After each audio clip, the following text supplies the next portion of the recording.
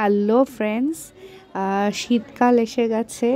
বিশেষ করে ক্রিসমাসের সময় আমরা সবাই যেটা অবশ্যই খাই সেটা হচ্ছে কেক।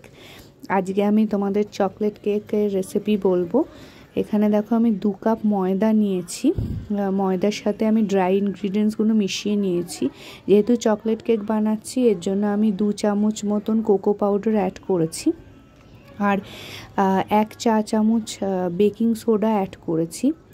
তারপরে আমি 1.5 কাপ চিনি নিয়েছি, যেটাকে আমি গ্রাইন্ডারে দিয়ে একটা ফাইন পাউডার বানিয়ে নিয়েছি।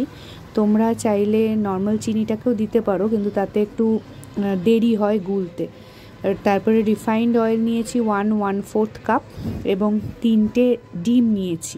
3টে ডিম আমি আগে রিফাইন্ড অয়েলটার মধ্যে নিয়ে সেটাকে ভালো করে ফেটিয়ে নিয়েছি। একদম যখন মিক্সচারটা পুরো ব্লেন্ড হয়ে গেছে, তারপরে আমি ওর মধ্যে 1 চা চামচ ভ্যানিলা এসেন্স দিয়েছি। ভ্যানিলা এসেন্সটা খুব ইম্পর্ট্যান্ট, তোমরা অবশ্যই দেবে, না হলে ডিমের একটা গন্ধ আসে।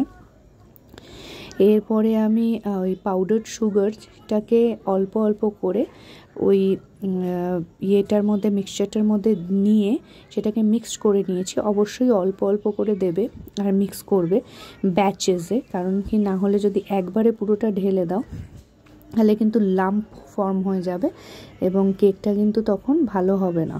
তো অল্প অল্প করে পাউডার সুগারটা অ্যাড করেছি আর ফেটিয়েছি। এখানে দেখছো আমি যেরকমভাবে ফ্যাটাচ্ছি। এর মধ্যে এবার আমি আস্তে আস্তে করে ওই ময়দাটাকে অ্যাড করেছি। ড্রাই ইনগ্রিডিয়েন্টসগুলো যেগুলো রেখেছিলাম সেগুলো অল্প অল্প অল্প অল্প করে কিন্তু অ্যাড করতে হবে। ড্রাই ইনগ্রিডিয়েন্টসগুলো যত দেবে তত দেখবে ব্যাটারটা শক্ত হয়ে যাচ্ছে। তো এর জন্য খুব ভালোভাবে না ফেটিয়ে কিন্তু আরেকবার দেবে না, আগে অল্প একটু দিয়ে নেবে, সেটাকে ভালো করে ফেটিয়ে নেবে, তারপরে আবার দেবে। এরকম করে আমি পুরো ড্রাই ইনগ্রিডিয়েন্টসগুলো মিশিয়ে নিয়ে দেখো একটা স্মুথ ব্যাটার হয়েছে, একদম স্মুথ। এবার আমি একটা বাটি নিয়ে নিয়েছি, যেই শেপে আমি কেকটা চাই ওরকম শেপের একটা বাটি নিয়ে নিয়েছি, তলাটা যাতে প্লেন হয়। তারপরে আমি ওই বাটিটাকে পুরো অয়েল দিয়ে গ্রিস করে নিয়েছি। গ্রিস করে নিয়ে ওর উপরে আমি একটা এই কেক মেকিংয়ের এই গ্লাস মতন বসিয়েছি। এটা তোমরা নাও বসাতে পারো, এটা আমার কাছে ছিল তাই আমি বসিয়েছি, এতে সুবিধা হয়, মাঝখানটা বেশ ভালো করে বেক হয়। তো এটা আমি বসিয়ে তার মধ্যে ব্যাটারটাকে ঢেলে নিয়েছি। পুরো ব্যাটারটা আমি বোলের মধ্যে দিয়ে দিয়েছি।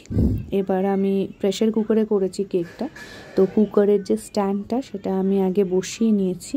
তার উপরে আমি আস্তে করে বাটিটা বসিয়ে দিয়েছি। বসিয়ে দিয়ে আমি প্রেশারের ঢাকনাটা লাগিয়ে দিয়েছি, কিন্তু সিটির যেটা আছে ওটা কিন্তু লাগাবে না তোমরা। ওই ওই সিটির হুইসেলটা কিন্তু খালি রাখবে, ওটা বন্ধ করবে না। আর এবারে দেখো কেকটা আমাদের রেডি হয়ে গেছে, তোমরা দেখতে পাচ্ছ কত সুন্দর হয়েছে কেকটা, একদম সফট হয়েছে আর কিন্তু খুব টেস্টি হয়েছে।